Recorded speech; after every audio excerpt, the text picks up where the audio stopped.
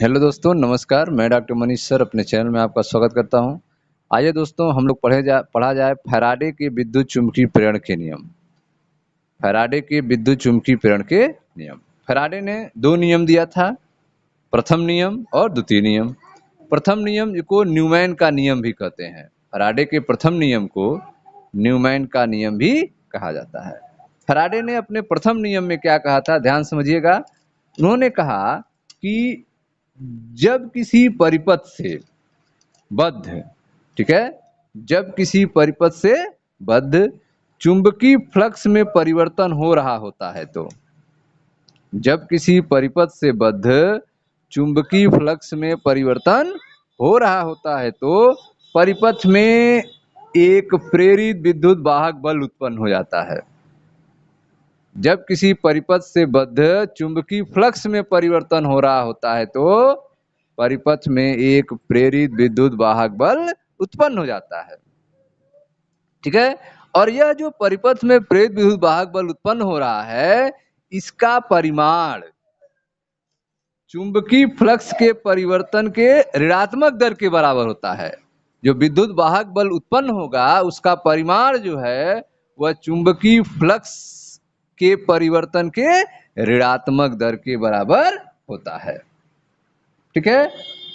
ऋणात्मक दर के बराबर होता है। प्रथम नियम क्या है कि जब किसी परिपथ से बद्ध चुंबकीय फ्लक्स में परिवर्तन हो रहा हो तो परिपथ में एक प्रेरित विद्युत वाहक बल उत्पन्न हो जाता है, जिसका मान चुंबकीय फ्लक्स के परिवर्तन के ऋणात्मक दर के बराबर होता है। इसे न्यूमैन का नियम कहते हैं, ठीक है। यदि डेल्टा टी समय अंतराल में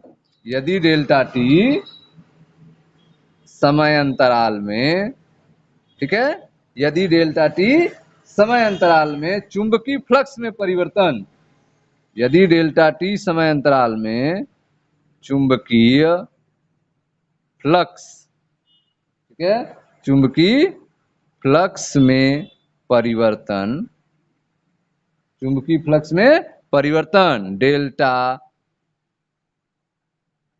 ठीक है, चुंबकीय फ्लक्स में परिवर्तन डेल्टा फाई बी, चुंबकीय फ्लक्स में परिवर्तन डेल्टा फाई बी हो तो परिपथ में प्रेरित विद्युत वाहक बल कितना होगा?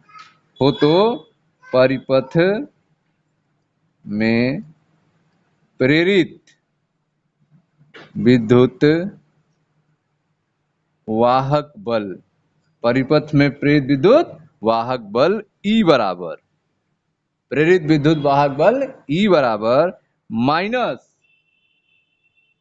डेल्टा फाई बी बटे डेल्टा टी,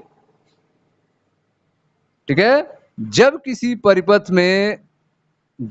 परिपथ से बद्ध चुंबकीय फ्लक्स में परिवर्तन हो रहा हो डेल्टा फाई बी, तो एक प्रेरित विद्युत वाहक बल उत्पन्न हो जाएगा जिसका मान चुंबकीय फ्लक्स में परिवर्तन के ऋणात्मक दर के बराबर होगा, अर्थात E बराबर माइनस डेल्टा फाई बी बटे डेल्टा टी।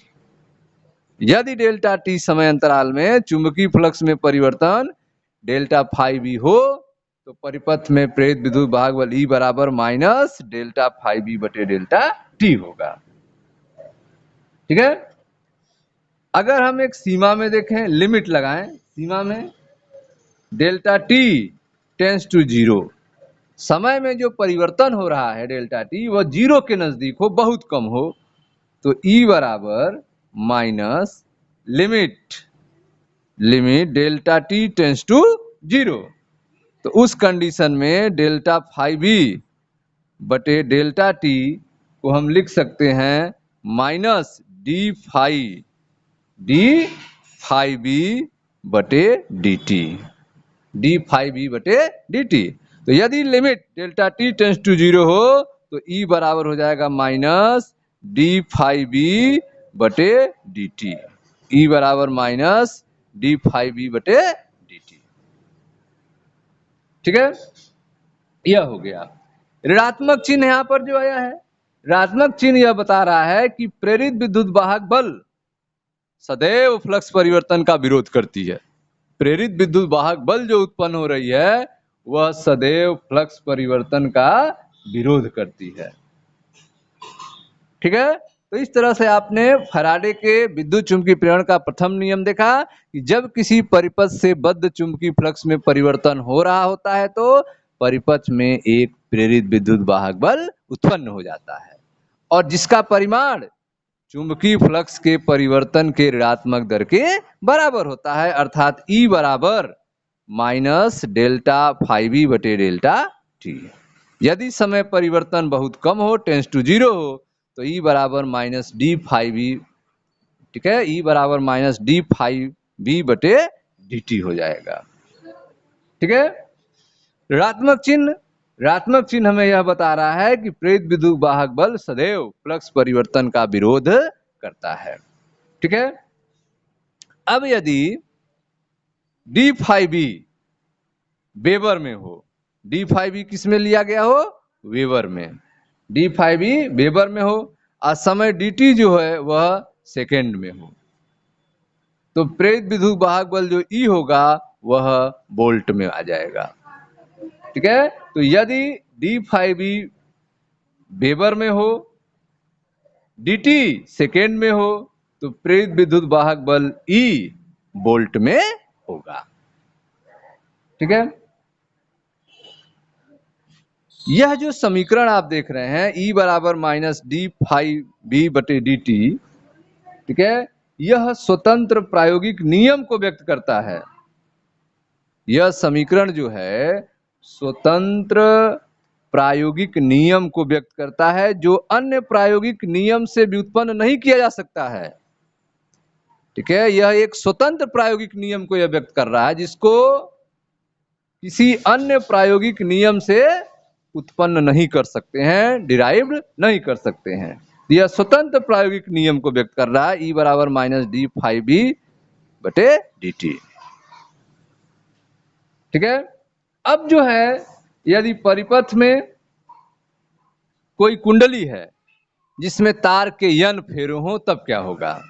ठीक है, तो यदि परिपथ में कोई कुंडली हो जिसमें तार के n फेरे हों, जिसमें तार के n फेरे हों, ठीक है, तो यदि परिपथ में कोई कुंडली हो जिसमें तार के n फेरे हों तो प्रत्येक फेरे में विद्युत वाहक बल प्रेरित होगा, प्रत्येक फेरे में विद्युत वाहक बल प्रेरित होगा तथा सभी फेरों के विद्युत वाहक बल जुड़ जाएंगे। तो यदि कुंडली में तार के n फेरे होंगे तो प्रत्येक फेरे में विद्युत वाहक बल उत्पन्न होगा। ठीक है, और सभी फेरों के विद्युत वाहक बल जुड़ जाएंगे। यदि कुंडली में फेरे बहुत पास पास हों, यदि कुंडली में फेरे बहुत पास पास हों तो प्रत्येक फेरों से गुजरने वाला चुंबकीय फ्लक्स एक ही होगा। ठीक है, यदि कुंडली में फेरे क्या हों, बहुत पास पास हों, तो प्रत्येक फेरे में से गुजरने वाला चुंबकीय फ्लक्स एक ही होगा। ठीक है, उस कंडीशन में पूरी कुंडली में प्रेरित विद्युत वाहक बल कितना होगा, उस कंडीशन में प्रेरित विद्युत वाहक बल जो होगा पूरी कुंडली में, तो E बराबर minus n delta phi B बटे डेल्टा टी होगा। ठीक है, E बराबर minus n delta phi B बटे डेल्टा टी होगा। ठीक है, इसको इस तरह से लिख सकते हैं, बराबर माइनस डेल्टा को बाहर कर दें, इन ब्रैकेट n फाई बी बटे delta T, n phi B बटे डेल्टा टी, डेल्टा को बाहर कर दिया गया है। ठीक है, तो E बराबर minus n delta phi B बटे डेल्टा टी, या E बराबर माइनस डेल्टा बाहर कर दिए, ब्रैकेट में लिख दिए n फाई बी बटे डी टी डेल्टा टी। यहां पर जो n फाई बी आप देख रहे हैं, n फाई बी, यह जो है n फाई बी, ठीक है, n फाई बी कुंडली में फ्लक्स ग्रंथिकाओं की संख्या कहलाती है। n फाई बी क्या कहलाती है, कुंडली में फ्लक्स ग्रंथिकाओं, फ्लक्स ग्रंथिकाओं की संख्या, फ्लक्स ग्रंथिकाओं की संख्या फ्लक्स लिंकेज कहलाती है। नंबर, फ्लक्स ग्रंथिकाएं फ्लक्स लिंकेज की संख्या कहलाती है। इसका मात्रक जो होता है वेबर, ठीक है, वेबर टर्न होता है, वेबर टर्न होता है। N5e जिसे फ्लक्स ग्रंथिका कहते हैं, फ्लक्स लिंकेजेस कहते हैं, इसका मात्रक वेबर टर्न होता है। ठीक है, यह था आपका फैराडे के विद्युत चुंबकीय प्रेरण का प्रथम नियम, E बराबर माइनस d5e बटे dt या E बराबर माइनस डेल्टा 5b बटे डेल्टा t। ठीक है, अब आते हैं द्वितीय नियम की बात करते हैं। फैराडे का द्वितीय नियम क्या है? ठीक है, तो फैराडे का जो द्वितीय नियम है, जो सेकेंड लॉ है, उसे लेंज का नियम भी कहते हैं। फैराडे के द्वितीय नियम को लेंज का नियम भी कहते हैं। ठीक है, द्वितीय नियम में क्या कहा गया है? तो फैराडे का जो आपका द्वितीय नियम है, सेकेंड लॉ, द्वितीय नियम,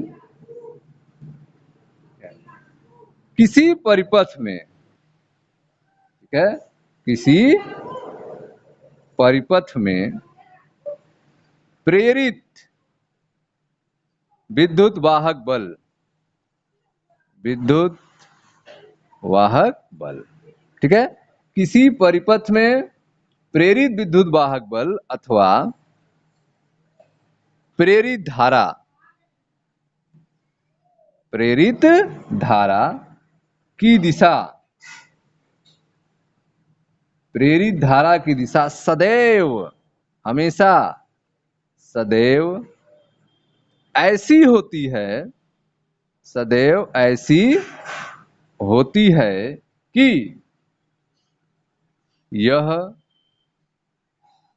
उस कारण, यह उस कारण का विरोध करती है, उस कारण का विरोध,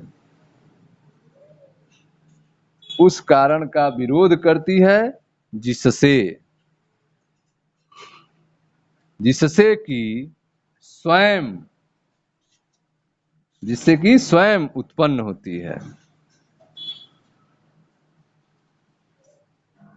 ठीक है, तो द्वितीय नियम में, जिसे लेंज का नियम भी कहते हैं, बताया गया है कि यदि किसी परिपथ में प्रेरित विद्युत वाहक बल या प्रेरित धारा उत्पन्न हो तो उसकी दिशा सदैव ऐसी होगी कि यह उस कारण का विरोध करेगी जिससे वह स्वयं उत्पन्न होती है। ठीक है, इसे फैराडे का द्वितीय नियम या फिर लेंज का नियम कहा जाता है। इसको आपको अलग से बताया गया है। Thank you.